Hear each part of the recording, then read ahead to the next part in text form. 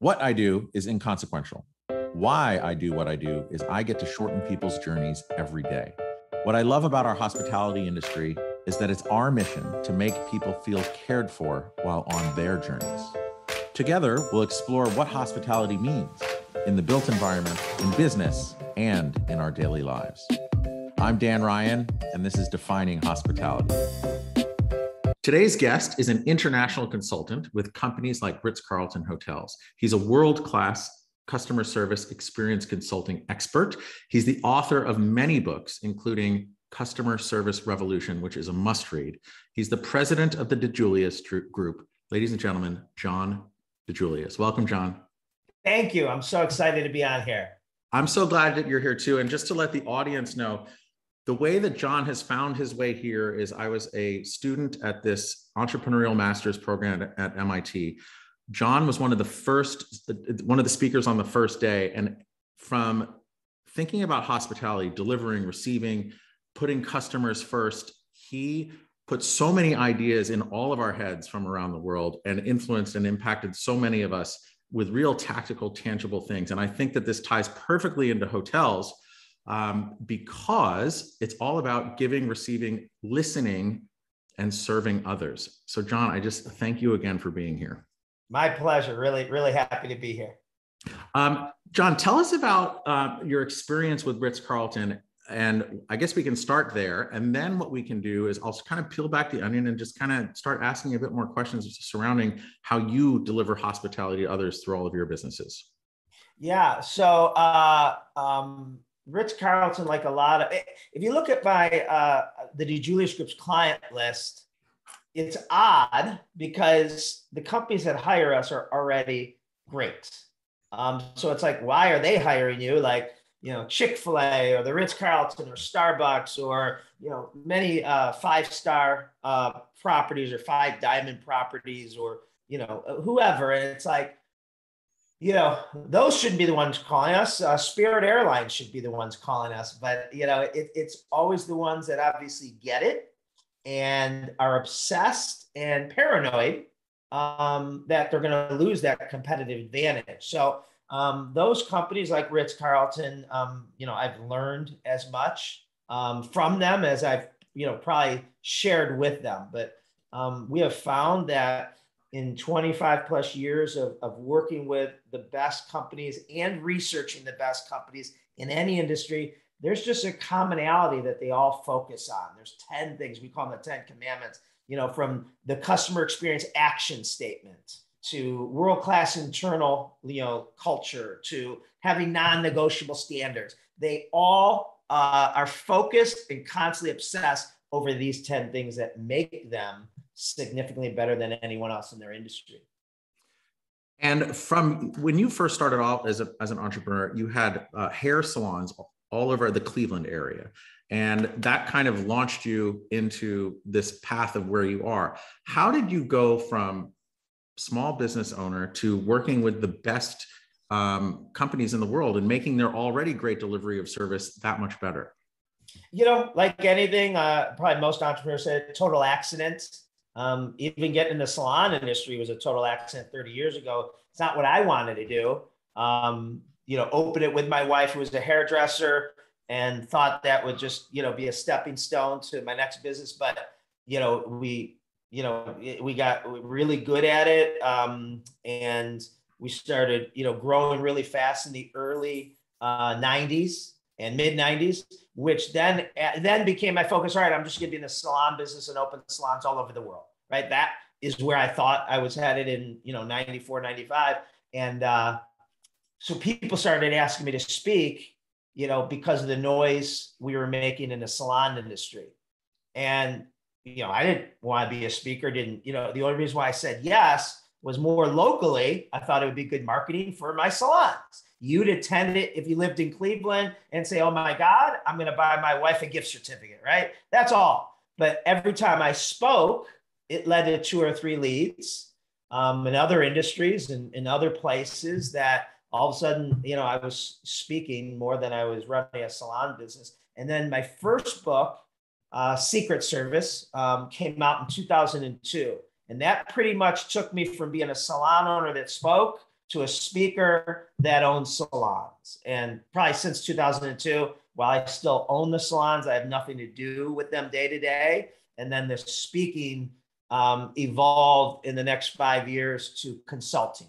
And that's where I spend 100% of my time is speaking and consulting on customer and employee experience, and the DiJulius Group does as well.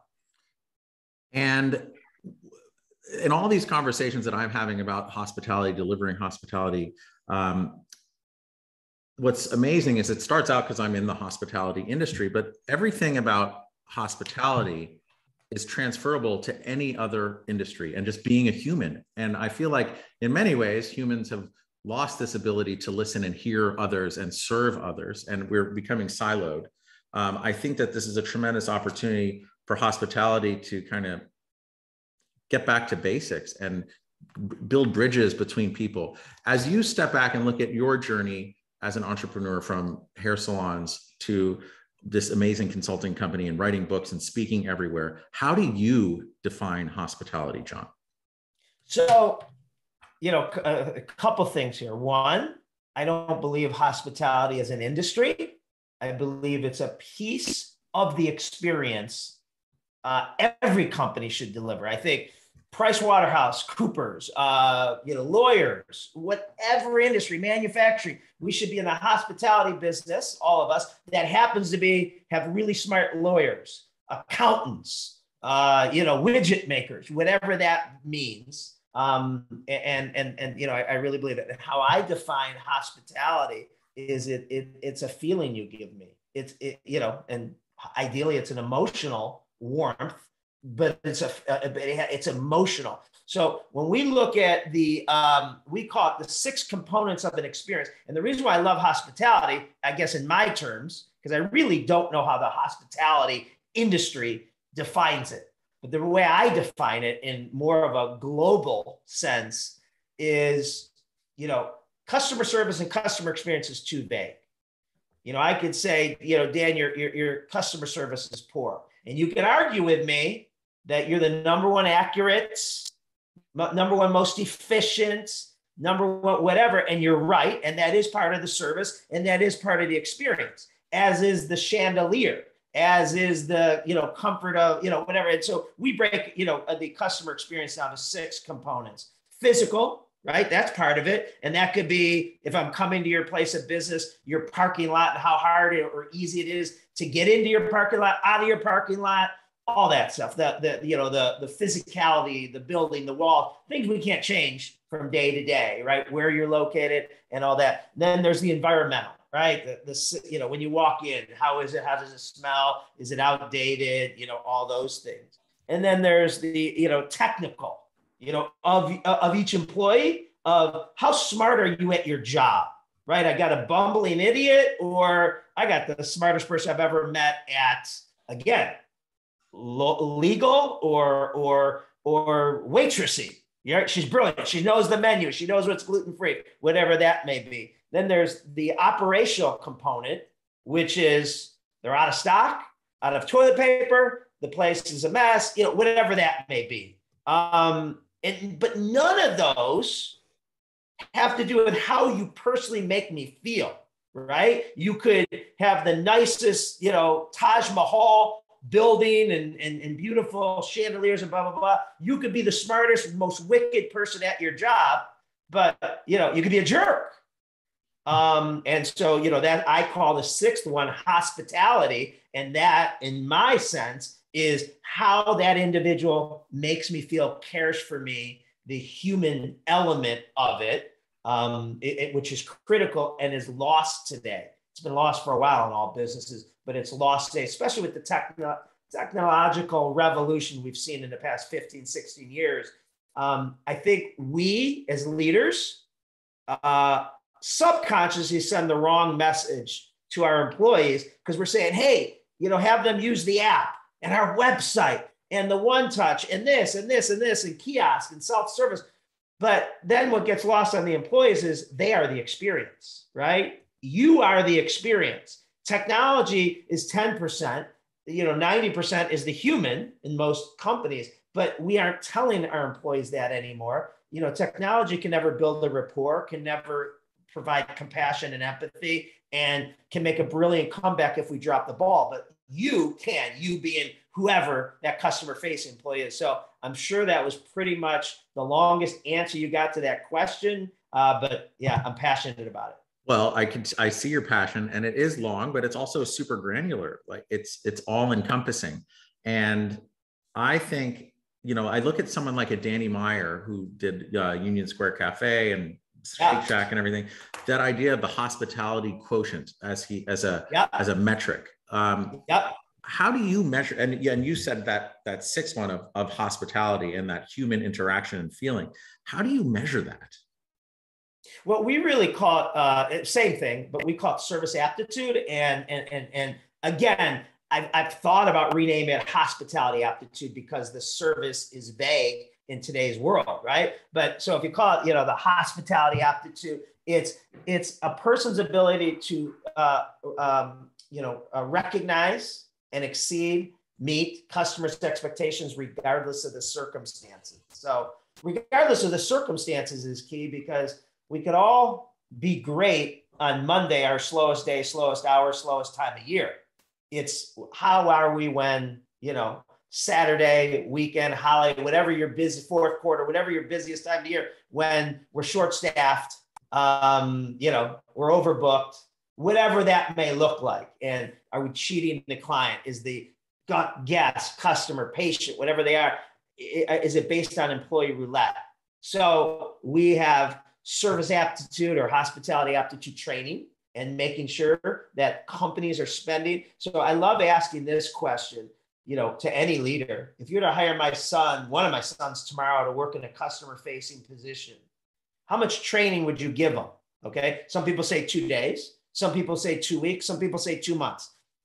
That's not the answer I'm looking for. The answer I'm looking for is whether it's 40 hours, 400 hours, or 4,000 hours. Of those hours, how much is operational, technical processes, frequently asked questions, how to place the order, book the appointment, whatever that may be, and how much of it is hospitality, soft skill training. And in typical businesses, it's 98% operational and less than 2%. And that 2% is really like, little Johnny, see the sign in the back, it says we're customer centric, we put customers first. Yeah, do that. And that's their training.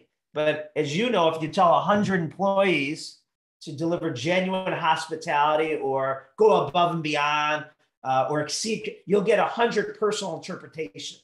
So the best companies, the Ritz-Carltons, the Chick-fil-A's, they remove the personal interpretation and they make it, black and white, and they teach. So going on a long answer, let's talk about delivering genuine hospitality, right? Well, again, you tell 100 people to do that, you're going to get 100 personal interpretations. My definition of genuine hospitality is the 5 E's, okay? Every time you come in contact with someone, coworker, UPS man, or guest, client, whatever that is, you have to do the 5 E's. The 5 E's take less than 5 seconds to do. The first 3 take 1 second to do simultaneously. Enthusiastic greet, ear-to-ear smile. Oh my God, I say this every day, literally. Eye contact, enthusiastic greet, ear-to-ear smile. So when you walk in, I'm like, Dan, right? I just did all 3 right there. The fourth one is engage. Make it about Dan, not about me. And the 5th one is educate. Every time someone communicates with me, be it 30 seconds or 30 minutes, they should walk away saying, no one's smarter than that person I just dealt with. So eye contact, enthusiastic greet, ear-to-ear smile, engage and educate. Now it's black and white. Now I can watch and see if you're delivering genuine hospitality, and there's no personal interpretation left on it. I recently have been rereading the Carnegie book. What's it called? How to Make Friends and Influence People. But on the first 3 that are instantaneous, he told this story about the family dog, right? And that dog is running at you just so happy and giving. And it just made me smile. And I was like, oh my gosh, not that we're dogs, but it's something as simple as we should wagging our tails. We should deliver hospitality. My tail's wagging because I'm so excited. And another one to that point is we train on people. The best way to greet someone is with the expression, there you are. So, and so I always show the clip from Jerry Maguire where she says, you had me at hello, right? And I always ask people, do you have people at hello? Meaning when they walk in, your expression is, Dan, I saw that you were coming in. I was so pumped. I wanted to ask you about how Connecticut is, or, were you bummed about your Yankees, or whatever I know about you. Now, if you're a new client, same thing. It's a there you are. It's, Mr. Ryan, I was so excited that I saw that you've never been here before. I love working with new guests, new clients. Either way, it's there you are, right? It's the tail wagging, the dog. I love that. Totally. And thinking about this, it's raining in New York City right now. I was just in line at Balthazar, Keith McNally restaurant, waiting with a friend. And he's the guy taking reservations in the weeds. There's this woman who the reservation line isn't working. She's really upset. And he's like, listen, I'm so sorry. We're this very popular restaurant. The lines are having challenges. Everyone wants to sit here. We only have so many tables. I'm so sorry. And she went away. And then I came up and I was like, hey, I just want to say thank you for that explanation, because I was trying to call too, but hearing you say that in like a really caring way made me feel great, or made me understand what was going on. He's like, oh, come sit down. And then he gave me this. He said, hey, thank you for that. By the way, my name is Jordan. And here's my cell phone number. Next time you want to come, because I see you around, like, just text me. I got care. But that's a soft skill that's not taught. Like, how do you know? Or maybe it is. It should be. It absolutely should be. And Dan, real quick, I think today it's the only time I know in the world that every single industry is sharing the exact same two obstacles: staff shortages and supply chain issues, okay? Yeah. I don't know of anyone who's not affected by that. So more than ever, we need to manage expectations by being totally transparent. It's not oversharing. And totally transparent looks like this: hey, listen, we're short some cooks in the kitchen, or wherever we're short. We have a table for two. I just want to let you know, we are not delivering the food at the time we normally are. I want them, and typically, like you just were, hey, dude, it's totally okay, right? As long as you keep the cocktails coming. I just want to catch up with my old friend or my wife or whatever it is. But there's people that don't say that. And I'm looking and saying, this is bullshit. It's been, 50 minutes and, I leave mad. Or supply chain issues that, you place your order, it comes every Tuesday. You're telling your customer to be there on Tuesday. Their whatever will be there. And you open up the box, you pull it out, and you can't find it. And then on the sheet, it says out of order. Well, why didn't they let you know when you place the order, so you don't have customers mad at you? So that's being transparent and managing customer expectations. I think we would have a lot less customer rage if we were transparent on the front end. I was taught by a mentor of mine that, we're all big kids. We all have our own library card. Just tell us what the real story is. We can all handle it. Right. Going back, you said a minute ago, no, we've lost sight of hospitality and delivering hospitality, but I think a vast majority has. I still think there are people who do it well. You introduced a really awesome concept that I still don't have, but one day I hope when I get my bigger library card, I hope I have. But it's the idea of a chief customer officer, or a CCO in the C-suite, or a CXO. I'm sorry, CXO. Yeah. That's what it was. No, they're the same. CCO and CXO are both used. So how many do you see that getting widely adopted now? Yeah, it's the fastest growing C-suite position in corporate America. Gartner just published that 90% of companies have a CXO, which I can't find. That can't be. They must be talking about Fortune 500 companies. I mean, there's no way 90%, but they have a press release on it. They just don't say, what market that is of any company open in the world, or what niche, or private or public, but it is growing at an incredible pace. And we have a customer experience executive academy for that reason, because if you want to hire, promote an accountant, a CFO, well, there was a degree in it. If you want to, controller or operations or sales or marketing, well, CMO, you're hiring from with a marketing degree. There's I don't even know of a class in school, or definitely not a master's degree on experience or service. So we've created kind of the first master's degree that sells out every year, and people send to us. They come, they can also do it online, but they come to Cleveland 4 times a year, 3 days every quarter. And, they get their master's degree. And that is what is, why it's so popular, because people have no place to send their future or existing chief experience officer.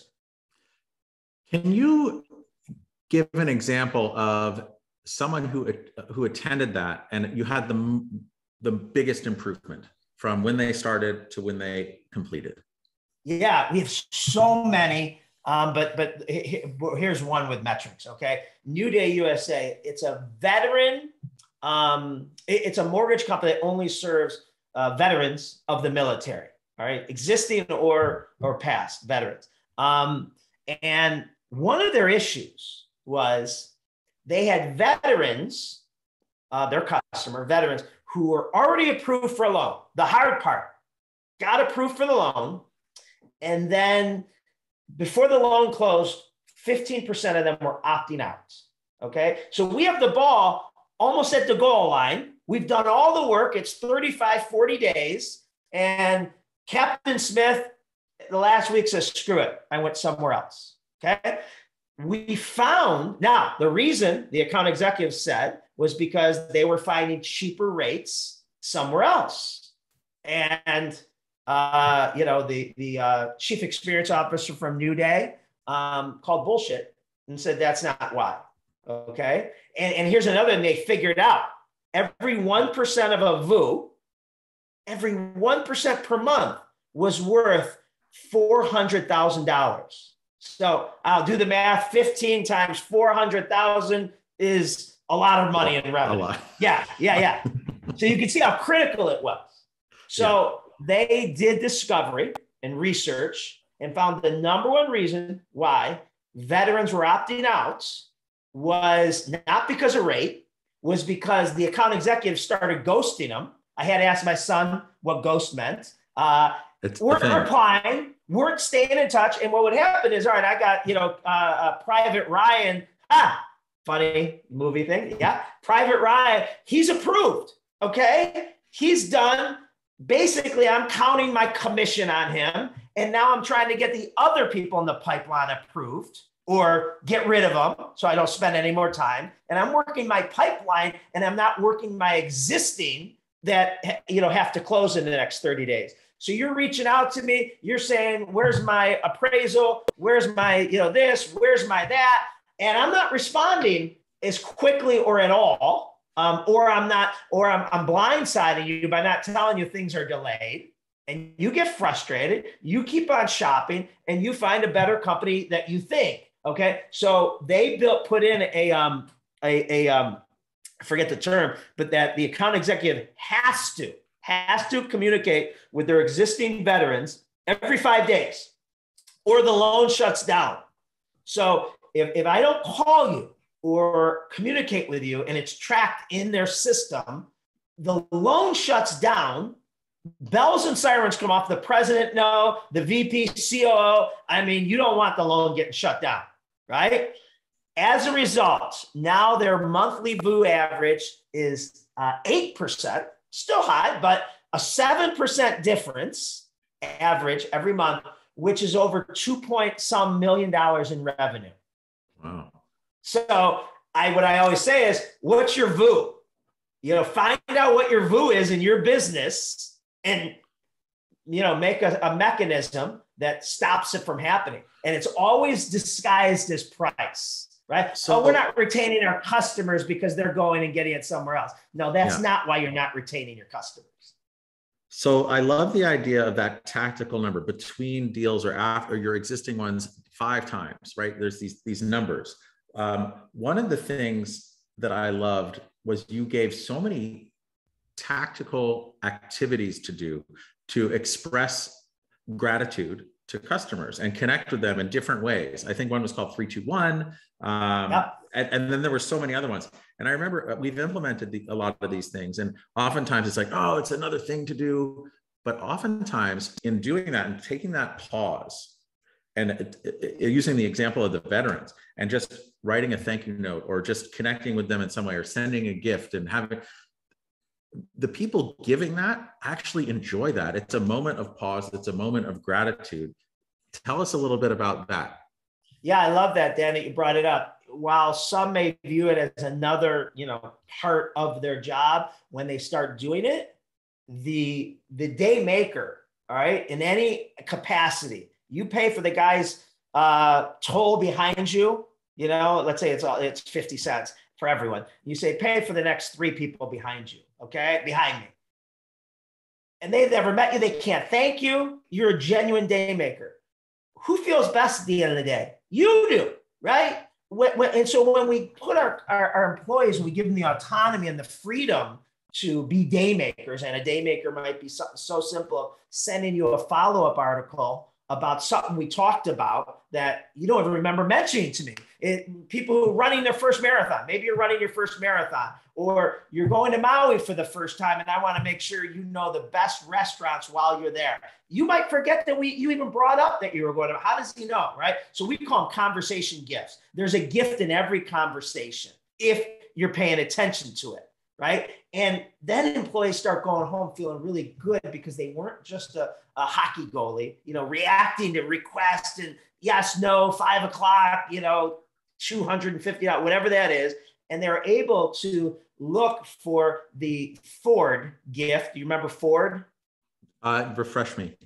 So Ford, what we train everyone on is when you're communicating with someone else, you have to try to learn their Family. Ford.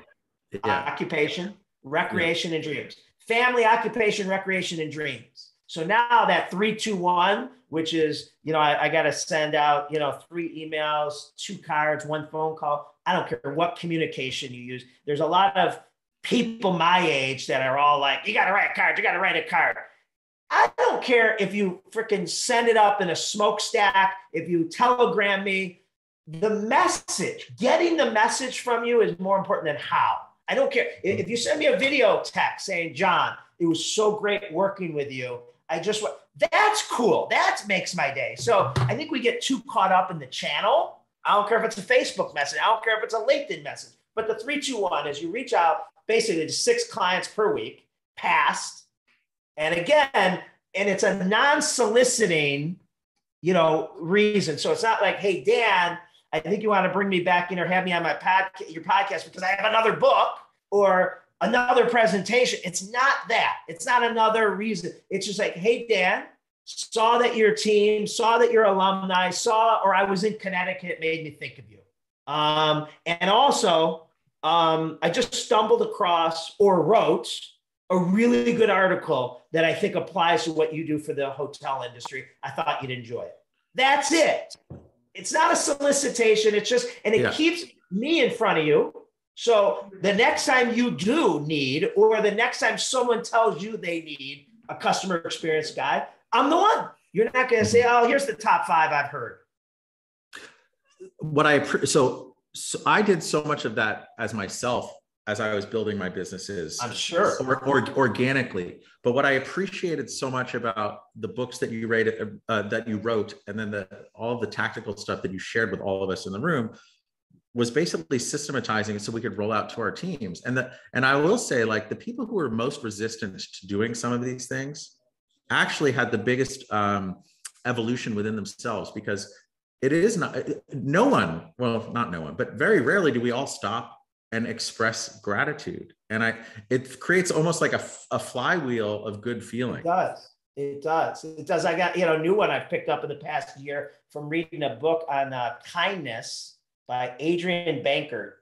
And she talks about in her book, and we've all done this, but she just talks about how it's a habit, is sending, I call it the best relationship hack out there. And hers is just sending you a video text. And I'm like, yeah, I've done that before. But the way she described it is she thinks before she texts, okay? And it could be her significant other, it could be a coworker, it could be a client, right? And hold on, I got to text Dan, but hold on. Is this an opportunity? Instead of a text, it'd be a video text. And she says this, and it's totally true. It actually takes less time because I just click the video and say, hey, Dan, I just want to take it to tell you I really enjoyed today's thing. Yada, yada, have an awesome weekend. And when you text that, it's spell check and all these things, you read correct it. And I'm telling you, now I do it all the time, especially like I have over 100 employees, and I used to text them on their anniversary and say, hey, Dan, I want to thank you. Congratulations on your 5th year anniversary. Yada, yada, yada. You're the best. We're so glad. Yeah, I do it in a video now. And I get, you think I sent him $100. I get these, hearts, and I shared this with my husband, and it made me cry. And it's like, really? Like, I can't believe, yeah. Do you know what the most incredible thing is? And you said at the beginning of that, it's the pause, that moment of thinking about what you're going to give. Right.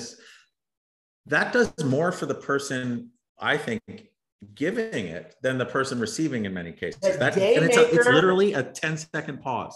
It is. The day maker, I can't say this enough, is always the one that feels the best at the end of the night, more than the people's day he or she made, right? Because you go home and or at the end of the night, you're like, I made a lot of people's day or moments today. And that's a different job than I changed 250 rooms, beds, or had 10 clients, or, Zoom calls or whatever. That's a whole different, paycheck. 100%.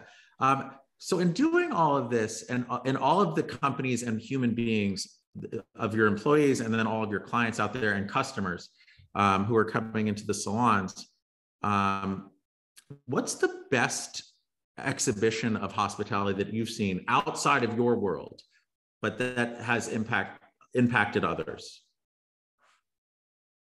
And really, I just think it's the relationship building and the focus on the moment and not the result. So I don't know, you're probably looking for a specific example. I could certainly think of 100, but my point is, or the precursor to this point is, too many people, leaders, entrepreneurs, think customer loyalty is about the results.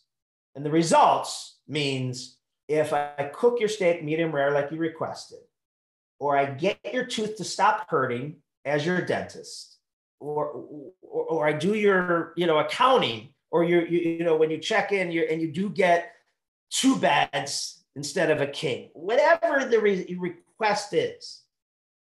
Too many people think that's customer loyalty. It's scientifically proven that has the least to do with customer loyalty is the results, the outcomes, unless we're talking about heart surgery, okay?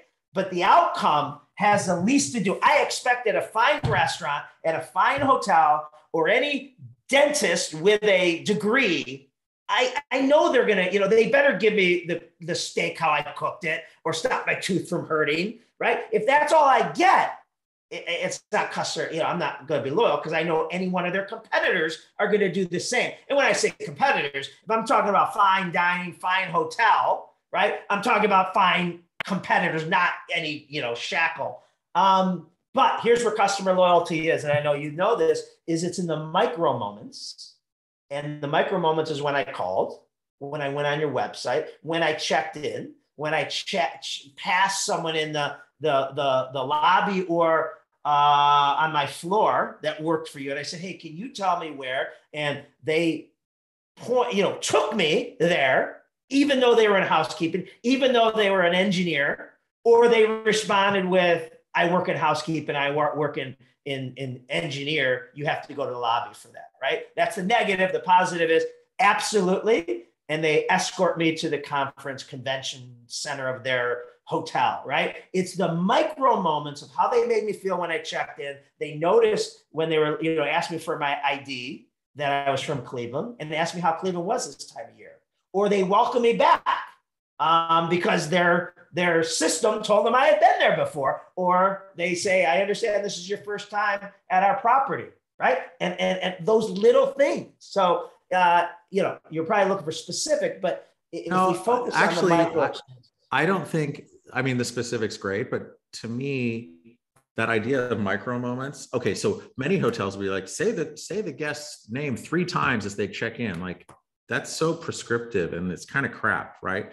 But like when you're pausing for a moment to write that thank you note, or you're pausing to do that video, or that micro moment, if you're pausing for a moment and I'm saying your name 3 times, but I'm asking you how Cleveland is, but it's something about that connection to heart and connecting with the other and being that day maker. I just interviewed a guy who rowed across the ocean 3 times, the Atlantic twice, the Pacific once. And so you have me following him? Yeah, you're following him. But I rode my Peloton for like 20 minutes today. Oh, great. We'll have to do a team ride one of these days. But there's no luxury. There's no comfort. They're going 2 hours on, 2 hours off. Right. But he created this idea. He also does leadership coaching, but this idea of he calls them gathering points, right? It's that pause where they would have breakfast or coffee and just truly connect and then go back about really pulling the oars. But when you take those moments and become a day maker yourself, make someone else's day, in all of these conversations I'm happening, it's that 1 + 1 = 3. The whole becomes much greater than the sum of the parts. So in your quest of building your salon business, which put you on this path, how did you figure out that this was your calling though? Again, it was out of survival. So when we opened, like any big city and times this by 100 in New York and Boston and all those, Cleveland's, not on those levels, but where we opened, you could, if you had a bad arm, you could throw a rock in any direction and hit 5 salons. So how are we going to open? We have the 3 no's. We had no money, no employees, and no customers. All right. Besides my wife at the time and me, who was, still driving a truck for UPS during the day and, answering phones and doing the books at night, our first year.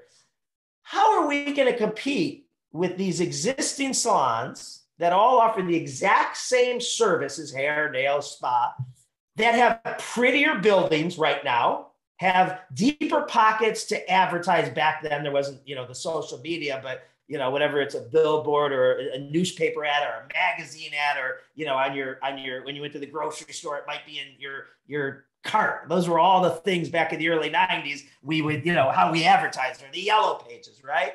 We couldn't compete with them there. We couldn't outbuild a prettier place, and we couldn't offer a service that they didn't offer. Oh, we do highlights. Well, so do they. Well, we do waxing. So do they, right? And at the end of the day, there's only so straight and cut a straight line.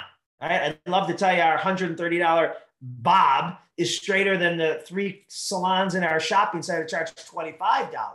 But here's the difference. That salon that charges $25 or less for that bob, it's a straight haircut, all right, in our speak. You can get your pick of an appointment today with them. Our hairdressers that charge over $100 to $150, you have to wait 3 weeks to 3 months for their first opening. It's not the bob. It's not how straight we can cut a straight line, right? It's not the bed and alarm clock and TV and high definition TV and the 1,000 quill, whatever I'm trying to speak, the restaurant language, right? Or that you have a coffee shop and a nice restaurant and a grab and go, and a pool, right? Everyone has that. All your competitors have that, but they don't have the experience. They don't have the relationship. They don't have the 19-year-old like at Chick-fil-A who is saying, certainly my pleasure versus no problem, or, whatever the street slang term. They're focused and they're allowed and they're trained to see that you have your arm in a sling. You're at Chick-fil-A, you just ordered a ton of stuff, and I'm giving it to you on a tray, and you're not gonna be able to carry it to your thing because your arm, you just had that shoulder surgery. I'm supposed to pay attention to that, jump up from behind the counter and bring it to your table, open your ketchup packets for you because you can't one-handed, right? It's training those employees when they overhear someone checking in and saying, oh, shoot, honey, I forgot my whatever. That shows up in their room in 30 minutes. Their Advil, their readers, whatever that may be. It's focusing on seeing and hearing those moments instead of just being transactional, credit card and ID, right? Initial here, the date of departure and your room rate. That's a transactional side. But the experiential side, the hospitality side, is those little innocuous things that come up, but employees have to feel empowered that they're allowed to, and they'll be celebrated, not gotten in trouble for spending an extra $5 on a guest when she checked in. And that comes back to those micro moments, right? It's all the micro moments. And a lot of great micro moments add up to a great experience. But the experience is kind of the results and outcome of the micro moments along the way. It's not just that you drop my dinner and I cut into it and it's a shade of pink that I like. So in all of with your legions of followers and people that you've impacted through education, like you send them on their way and they're impacting others. How do you make yourself feel comfortable and cared for? I make myself feel comfortable and cared for. It's the people I surround. I mean, like, I'm going to show you something. Let me grab it. This is my mother told me when I was a kid to surround myself with brilliant people so I maybe would be guilty by association because I wasn't the smartest kid. So you probably can't see this, but this is my grade school transcripts. And this line right here, first grade to eighth, my average grade is F, D minus, and I peaked in fourth grade with a D plus average. Wow. I was requested to repeat every grade from first through 12th. I didn't, but I was requested. Flunked out of college, right? And so the whole point of this is the people that I work with in all four of my brands. I spend most of the time in the DiJulius Group, but I also have a Believe in Dreams, which is a nonprofit, and I started the salons. They are the most amazing people. And I truly, when I say this, and if you ask me about, let's say you knew 25 different employees, or you could hear me talk to 20 different customers say, oh, I know Nicole, or I know Denise, or I know that. My answer is always the same. Oh my God, I love Nicole. And you'd say, John, you say that. I genuinely believe that. I don't know every employee, okay, anymore, especially in the salons. But the employees I know and the employees I work with, I honestly love. If you want your employees to love you, you got to love them first. And I just think they're so, it blows my mind that they work for me and they commit their careers to my vision when they have so many opportunities out there. And some look better on paper. They certainly, in some cases, could get a higher paying job somewhere else, but they're thinking long-term and all this. But I even love like their spouses. Like, I know it sounds silly. Jess is this young consultant for us. And now she's 31, but like when she started, when she was 26, right out of her master's degree, I just can't believe how much she's grown and how brilliant she is with these 50 and 60-year-old CEOs, right? And like, I was scared that she'd get eaten. I love her. I love her. But what I love more is her husband. He's my cornhole partner whenever we have, get-togethers. Like, are you bringing Ryan? And I always joke. I'm like, you're not invited unless Ryan's coming. But you get to know people. You get to know their families. You get to know their kids. And, so some people that'll sound like, that you're not going to have that. So they energize me and they keep me up at night. It's the only thing that keeps me up at night because I want to make sure that I am rewarding their choice to work for me every day, and that today, and this is our leadership mission to our employees. Okay. Let me see if I say it right. And we say it in hiring, orientation, and ongoing. We hope that you make more money here than you ever thought you possible. However, at the end of your career, we want the money you made to be the least valuable thing you got from working here. That's our goal and mission, is you to say yes after 10, 20, 30 years. I made more money than I thought I was going to in my life. But that's sixth or ninth of the thing you got from working with us, right? And that you're a better person, parent, friend, and you know, and it was a rewarding career. And that's hard. That's hard. That's not that's not just something you say and walk away from it. You got to back that up, because every day you could be saying, hey, oh yeah, John, oh yeah, on any of that. So I know we went down a rabbit hole. Hopefully that was this is perfect, because in thinking back to when you were speaking to all of us, and then the books that I've read of yours, and then the things that the teams have implemented, what I found is, okay, yeah, pay and money is really important to everyone, because like we all have to live and do this, but it's also finding those micro moments as a team where we deliver so much more value and feeling and love and to just everyone. And I feel like it's our job to make those who work with us better versions of themselves by the time that they leave. Hopefully they never leave.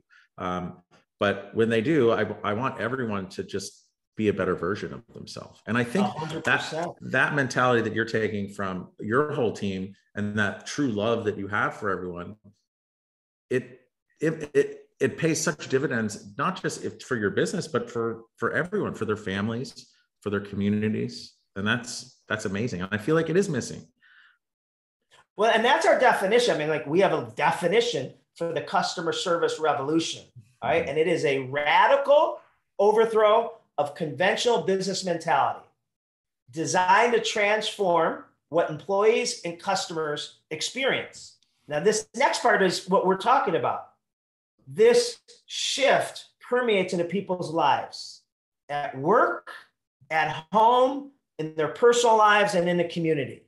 Like, that's the part that really, excites me, because if I could teach a 19-year-old or a 24-year-old how to better serve and deliver genuine hospitality and genuinely care for the other person, that isn't just stayed at work. They now go home and do that for their sister and brother and friend. And the best compliment I ever get is when I meet someone's parents and they, find out that your daughter works at, one of my businesses, and they say, I don't know what you did to my son or daughter, but she is not the same person she was 6 months ago or a year ago. That is the biggest check you could write me, that they're seeing a difference in that, best version of themselves as a result of working with us. And I'm not doing that. That's not me. That's my employees. It's our training, people executing it. My day-to-day impact,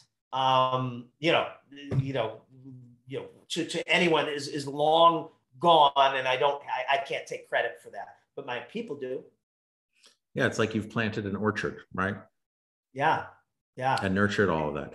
So you shared what's keeping you up at night, and also going back to when you said, like, this idea of delivering hospitality is pretty much gone. I believe it's not fully gone. I know you agree with that as well, because there are little beacons of no, and that's why my latest book, and this is to plug it, is The Relationship Economy. And that's because the pendulum has swung so far over to high tech, no touch, that I believe that it's coming back now, because we are all starving to be a name with Ford and feeling valued and being treated with hospitality, warmth, and that feeling that, the few that focus on that are growing. And, people, people say, what do you want?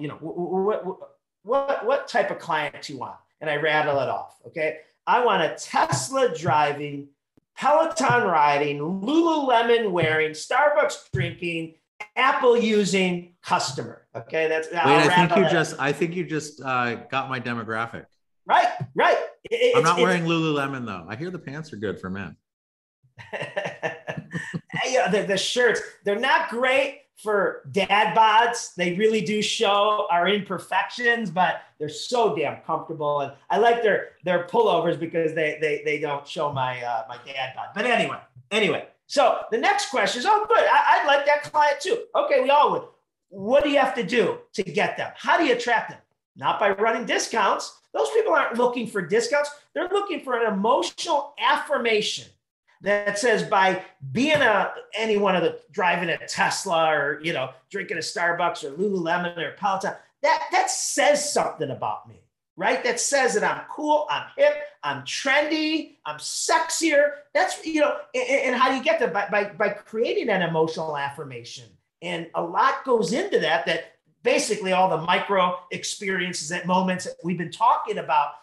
It's not just by being the lowest bidder and, you know, oh, you pay what? I'll give you, you know, 10% less if you know, would you come over to me? Some things you will that are a commodity. Some things you don't even compare. If you're a Tesla, you're buying the next Tesla. You're buying the next iPhone 27 when it comes out. You're not seeing if Samsung or the Galaxy or the Google, I don't even know what the competition is, what they're charging for their new. No, you're going with it. I'm you know, as soon as the MacBook Pro came out, I ordered it. You know, I'm not looking to see what Dell and anyone else you know, has. I get you. So going with that and that need and that thirst. How far have I taken you off your course? No, we're right on it, because what I want to know from you is, you know, you have that thirst, that excitement that we've all been starved from, just to reflect back what I heard you say. Yes. What's exciting you most about the future? You know, the merging of the companies that are merging technology with the human. And that's the secret. I love technology. I love that I could go on to Apple and book my appointment with the genius within 60 seconds, literally. The thought of calling someone and having to do that, it sounds so painful. It sounds like it would take 30 minutes. It might take 5, but today 5 minutes is what used to be 30 minutes, right? But I could literally have my appointments at my Apple store and then in 60 seconds, whenever, you know, my schedule and their schedule works, but you can get to that. But then I get to talk to a genius and tell him what's wrong and, you know, bore him with, you don't understand, I travel and speak and present, and I can't have this happening. And he fixes it right there, right? And I get the human experience and the human expertise when I need it. And I get the mundane, trivial thing that, you know, self-service can do. So it's blending those things. And I think the real challenge, especially in hotels, also, like they're talking about robots and less people working in it and keyless entry and just keyless check-in. I feel like right now we're at this place where there's an overcorrection to technology to account for the loss of human capital. But I feel like it's going to swing back. Maybe not all the way, but I feel like we haven't really figured out that sweet spot yet. And you don't, but here, Dan, to your point, and tell me if this exists. This is what I want, because I'm in a hotel 3 times a week. Luckily, knock on wood, since Labor Day. So I'm not complaining. You know, 2 years ago, I'd be complaining I'm traveling too much. I'm so happy I'm traveling, right? That it's bad. But here is my dream for hotels: to check in online, which I know some of this exists, bypass the whole front desk, get out of my Uber and say, you know, it tells me I'm in room 212 and I can open it with my app. But even better, I want the room at 69 degrees and ESPN on. Like that is my fantasy. And maybe I'm lame, that's my fantasy. But I want to walk into a little bit of a chilled room. That's me. You might want it toastier. And one of my biggest is when I have to pick up that damn remote, learn a completely new television guide, and find where ESPN is. And it might be 6 or it might be 400. And, you know, how cool would that be? If that stuff, that's great. I want that. But then I also want someone that I can talk to about which restaurant I want to go to. And, understand, again, boring the person, I am gluten-free and I don't do starch but that's where I want you know what, based on that, you know, you would love, like, I want that, right? I don't want that on a frequently asked question kiosk chat bot. So I want the flexibility of the mundane tasks that'll speed up my experience, and then the, you know, interactive things that I'm looking for. So here's something, as you're saying that, I feel like that is not far away, I'm but they're sure missing it isn't. But one of the other things I remember you speaking about was, I can't remember, it was like, policies suck, guidelines are great, or policies are don't use the word policy. You can have policy. Don't use them with your staff and customers. And if you want me to explain, but why? Okay, so in that vein, there's a challenge, right? Because many people will book their hotels, or few people book directly through the Marriott, the IHG, the Hilton app, right? When you do that, they have more information, you get better rooms. But I find that the hotels are really messing up right now, because whoever books through an OTA or an online travel agent, so from an Expedia to a Hotel Tonight to a whatever, they get the second floor room in the dark corner, and they're not doing any of that stuff that you talked about. How do you think you can bridge that? Because those are customers too. And I feel like whenever they put people on the dark room on the second floor next to the elevator, they're missing an opportunity to impact and develop a raving fan. Right. And so there's a great quote or mantra that, you know, it's mostly when we use third party. Okay. Let's go to my world. You order 100 books, I ship them to you. Okay. You call me up and say, John, they didn't show up. Well, Dan, I sent them second day air with UPS, like you told me you needed. Here's the tracking number, and you go figure out with UPS, right? It's not my fault, right? You ordered them on Monday. I sent them out on Monday, second day air like you asked.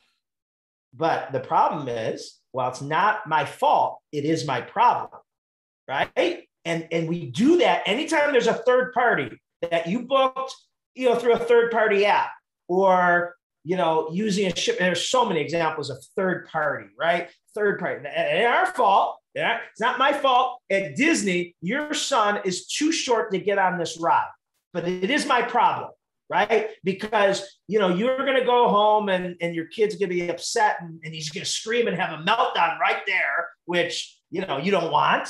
And you're not going to remember Disney as well. So they take ownership. While they can't let him on for safety, they give him a card. They say, you know, what's your name? Billy. I'm giving you this card that says the next time you'll probably be tall enough for this ride. If you are, this card is a line jump. You get to walk by everyone and hand this, and you go on the next ride. And now Billy's happy, and Billy's actually bugging, you know, mommy and daddy. When can we go back? When can we go back? Instead of us all remembering how hot it was. Every line was over an hour long, and we couldn't get on half the rides, and we spent $5,000, right? You know, so we got to take ownership that, you know, that's still our customer. You know, even though I booked it on Expedia or wherever, Travelocity, it's about the Marriott experience, and I'm blaming Marriott for everything that good or bad happens to me. And so they have to find how they can own that. Yeah, I just feel like that part seems very far away, and that's a whole other conversation that I don't know how to talk about. But, you know, you talked about Billy and giving him the card where in the future he can jump the line. Go back to the fourth grade, John, where you're DDDF. You're being told you're going to be left back. FFFD. Come on, man. Oh, sorry. I was giving you too much credit. Go back to that, John. How did you feel shame when that was happening? I'm sure I did. I was just thinking about this the other day. I was literally a good 3 years, maybe more, physically, emotionally, maturity behind.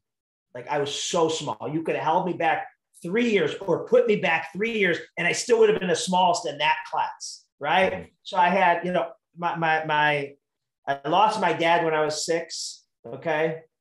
Now that was bait. I want to just say, oh, I'm sorry. Say, oh, I'm sorry. Oh, I'm sorry. I'm sorry to hear. Okay. No. That's not what I mean. He didn't die. We literally lost him. Okay. He left us. Couldn't find him anywhere, right? So that's kind of my joke there, but that's true, right? But I say I lost my dad. And usually people say, I'm so sorry. No. He didn't die. He left us, right? So I had a mom that was raising 6 kids, all under the age of 20, and I was the youngest at 6. So I didn't have a mom at home because she was had to go work full time, which raising 6 kids back in the 60s and 70s was a full-time job. It's the hardest job you could have. Well, so I didn't have any accountability. I had ADD, LD. I was like, all over the place. And, but I had a mom that believed in me, and she told me that every day. She told me, she goes, so when I didn't make the grade or make the team or, lost my job, or the police stopped by, all those things happen. Okay. She'd always stick up for me and say, you're going to make it. I believe in you. And everyone's heard that from someone. And we have to remember who it was. Because, that got me through. And people didn't think my mom was being tough enough on me. And like, listen, Mrs. DiJulius, you need to, no, is just fine. Right. I have no confidence, and they think, oh God, her son is going to be in jail or not doing good things when he's an adult. And I never did bad things. It was mischievous. It wasn't anything bad, but obviously I never looked like I was going to be successful in whatever that term looks like. But my mom just gave me that gift, and it gave me this incredible, self-esteem and self-esteem I shouldn't have had. There's no reason for it, but she gave it to me, and I just had this kind of cocky chip on my shoulder that I'm going to do it, right? And fortunately, it worked out. If you could go back to that 4th grade John as the John of today, what advice would you give yourself? It's hard because a lot of things that I'd say not to take things so seriously, not to worry. Because you didn't make the team today, or because she doesn't like you, or, you asked her out, or, you weren't invited to the cool kids parties. That's okay. Like, that's so okay. But I think all the times, like I wouldn't want to talk myself out of failure, because all those mistakes made me who I am and avoided me failing when it really would count later on. Like, so that little mistake maybe I made when we first opened my business, if you would have, told me not to do that, and then I might have made it when it was $1 million deal instead of a $10,000 deal, right? So it's really hard. I think just the biggest one thing that does haunt me is a strong word, but one thing I would change, and I say this when I speak at kids to schools, is I got picked on. I wouldn't say bullied, right? But I got picked on. I was little. I was obnoxious. I couldn't shut up, and I got bad grades, and all those things. So kids would pick on me, and 99% of the time I deserved it, right? Because of my mouth and just, whatever. But what I did, and this is probably a normal thing, is that I pick on the people below me because it made me feel good, or it made me, I don't know why. But, that shit kind of rolls downhill. I don't know if that's a normal thing, but I look back, and that's my only regret in life, that I made fun of, Carmela, right? Because she was, 5'9" in 4th grade. And to us, that was a giraffe. Now we're kicking ourselves later on because she was a freaking model. But we didn't realize it in 4th grade. She was just, you'd see her coming down the hallway, a foot taller than everyone else. So it was just, in whatever aspect I was, high school or college, I'd always, shit on the person below me, so, I felt a little bit better about myself. And that's probably my one thing that, damn, I wish I could go back and not do that. I try to teach that to my kids and say, invite the least favorite kid to your birthday party. Like, you have no idea what that would mean to him. Like, oh my God, I got invited to Bo DiJulius's birthday party. I try to teach my kids that. Hopefully they do less of it. They certainly aren't, on the, where I was, like, they're not, the unpopular kid like I was when I was in school. Well, whatever that was therapy. That was all therapy there. Yeah, no, I love it. And I'll say, like, whatever haunting you may feel, I feel like all of the work and the soapbox that you're on about giving to others and creating these micro moments and just living in this world of gratitude and appreciation. I can speak for myself and the 65 other entrepreneurs from around the world in that room and countless other groups that you've spoken to over the years. I think that the work that you've done as far as on a balance sheet from that time when you were in 4th grade far outweighs that. And I mean, I believe in you, and the things that you've done, I've enacted, and I believe in them. And I just want to say thank you. Thank you. That means a lot to me, Dan. Well, all of your work means so much to me. Just so, like, as we wrap this out, John, how can people get in touch with you? Yeah, if you're gonna put it in the show notes or anything, but I'll put it in the show notes. Yeah, for sure. The DiJulius Group, DiJulius